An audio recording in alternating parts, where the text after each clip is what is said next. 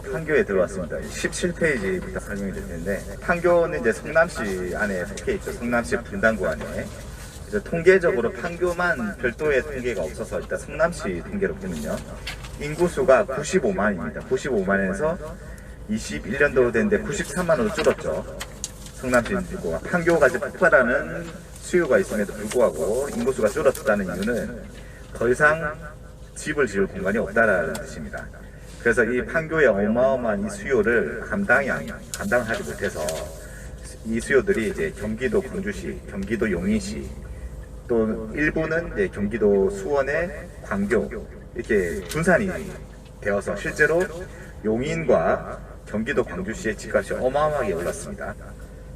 그래서 저희는 이제 이 판교 영향으로 이제 경기도 광주시에 빌라를 짓고 있습니다. 그래서 보면 사업체 종사자 수가 이제 46만 2천이죠. 95만 인구에 46만 2천. 절반이 좀 안 되는 수치죠. 예, 이 정도 수치가 사실은 정상적인 그 인구수 대비 사업체 종사자 수의 수치입니다. 그러나 이제 판교만 볼 것 같으면은 이렇지는 않죠. 이거는 이제 성남시 전체를 봤기 때문에 이런 거고, 성남시 전체의 GDP는 이제 37,000달러, 전국 평균 3만 달러보다 더 위로 상회하고요. 1인당 근로소득도 이제 4만 1,000달러, 3만 달러 대비해서 높죠. 판교만 놓고 본다면 훨씬 더 높을 겁니다. 이거는 성남시 전체를 보고, 그리고 주요 산업이 정보통신업이 첫 번째 산업이고, 두 번째는 전문직이라고 하면 이제 어떤 강남의 전문직은 이제 변호사, 의사 이런 직종이 많은 반면에 판교의 전문직은 연구원들이 좀 많습니다. 그래서 도심에서 나타나는 현상은 직업군이라고 보시면 될 것 같습니다. 지금 보시는 게 판교 테크노밸리인데, 우리는 지금 차 뒤편이 이제 판교역 방향입니다. 저기 있는 건물들은 상가고요. 상가랑 판교랑 주거지가 있는 거고, 판교의 중심지라고 하면 여기 판교 테크노밸리를 봐야 됩니다. 그래서 지금 1 테크노밸리, 2 테크노밸리 쭉 갈 텐데, 여기에 있는 건물들을 자세히 보시면 됩니다. 각종 대기업 본사, 지사, 연구소 다 있습니다.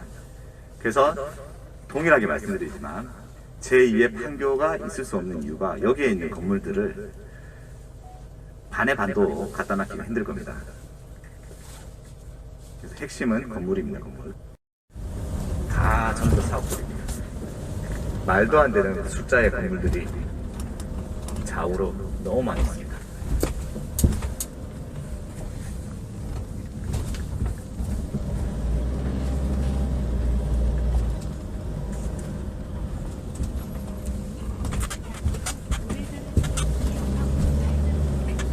일자리가 10만 개가 생겼습니다. 10만 개. 그러니까 현대 GBC가 만들어지면 10만 개 일자리가 생겨서 100만 개의 추가적인 간접 일자리가 생긴다고 했잖아요. 판교 테크노밸리가 10만 개가 생겼으니까 뭐 옆에 알파돔까지 다 포함해서 10만 개인데, 그러면은 추가적으로 간접 일자리가 100만 개가 생겨야 되는 겁니다. 그러다 보니까 집이 부족할 수밖에 없겠죠. 근데 이 판교 1 테크노밸리 뿐만 아니라 2 테크노밸리, 3 테크노밸리까지 만든다고 하니까 주거에 대한 대책이 없죠. 그래서 이례적으로 성남시에서 2030 도시계획을 발표할 때 분당구, 분당 1기 신도시 전체에 대해서 그 용적률 조사를 해서 발표를 했습니다. 그 말은 무슨 말이냐면 전부 다 리모델링 또는 재건축을 하겠다는 의지를 시에서 비췄습니다. 워낙 집이 없어서 판교시의 인구수 증가를 해서 100만 도시를 만들어야 되는데, 그 수요들이 죄다 다른 도시들로 다 빠져나가니까 성남시장 입장에서도 열받죠. 그리고 중원구 쪽과 수정구 쪽은 전체를 재개발하는 계획들도 발표를 했습니다. 뭐 재개발, 재건축 하겠다, 리모델링 하겠다 이렇게 발표하지 않고 그냥 구역 지정하고 용적률 조사하는 것 자체가 하겠다라는 의지입니다. 원래 그런 조사들을 2030 시정 발표, 도시계획 발표에 넣지 않거든요. 그러니까 지금 23 테크노밸리까지 지어지는 거에 대한 어떤 수요에 대한 공급 대책이 없습니다. 가장 많은 제조업이 이제 있는데, 그 중에서 가장 중요한 요인이 삼성전자, 현대자동차도 있습니다.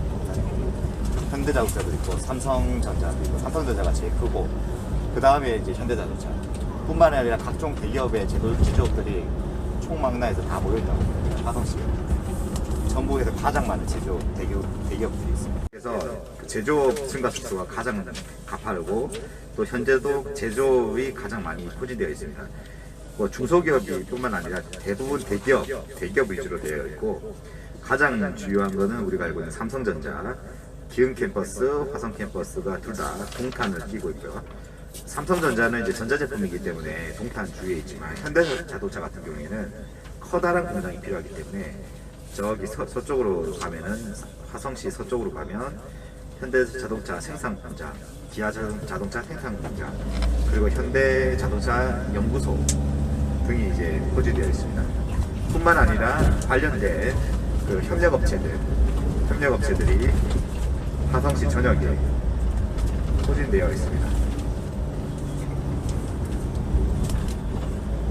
그러니까 사업체 종사자 수는 이제 46만 명이고 1인당 GDP가 9만 달러입니다. 그 지방치고는 굉장히 높죠. 아마 대기업들이 많다 보니까 대기업에서 나오는 그 부가가치가 이제 GDP로 이제 녹아내려지는 거고요. 그리고 1인당 근로소득은 이제 우리나라 평균 3만 달러라 치면 4만 8천 달러. 우리나라 평균보다 높죠. 그리고 주요 산업은 제조업입니다. 삼성전자 본사는 수원에 있고요. 그리고 기흥 캠퍼스, 화성 캠퍼스, 그리고 새롭게 지어지고 있는 평택 캠퍼스 이렇게 있습니다. 그리고 서초에 있는 곳은 삼성전자뿐만 아니라 원래는 삼성전자였는데 지금은 이제 삼성 전체 그룹사가 서초에 위치해 있습니다.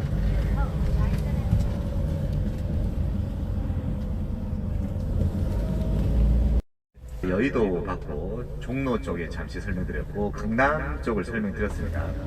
그리고 판교까지 봤죠. 그래서 그 네 개는 사도심이라고 해서 우리나라를 대표하는 산업들이 뭉쳐있는 곳이죠. 네 개의 도심은. 그래서 그 주위에 있는 주거지역의 가격들은 굉장히 안정적으로 지탱이 됩니다. 사도심이기 때문에. 그 사도심은 우리나라가 무너지지 않는 이상 버티는 산업이죠. 자, 그리고 이제 여기 좀 화성시부터는 좀 다릅니다. 화성시부터는 도심의 영향권이 거의 없습니다. 실제로 지하철로 화성시에서 서울 출퇴근하는 사람이 5%도 안 됩니다. 그래서 실질적인 지하철의 영향이 그렇게 크지가 않습니다. 물론 지하철이 있으면 이제 뭉치는 효과가 있어서 뭐 지하철 역세권 바로 앞에는 가격 상승이 좀 일어날 수도 있겠지만, 전반적으로 봤을 때 지하철보다는 그 산업을 중심으로 해서 자가용으로 출퇴근하는 게 대부분이기 때문에 산업을 중심으로 형성이 되어 있습니다, 도시가.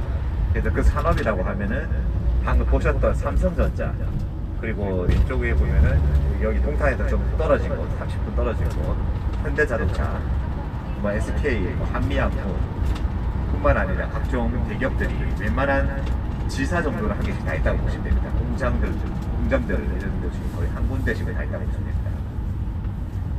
그리고 그 관련된 협력업체들 어마어마하게 있다고 보시면 되고, 우리가 알고 있는 삼성 디스플레이 그리고 메모리 반도체 관련된 부분들이 이제 수원과 여기 기흥 캠퍼스, 화성 캠퍼스에 전반적으로 다 포진되어 있다고 보시면 됩니다.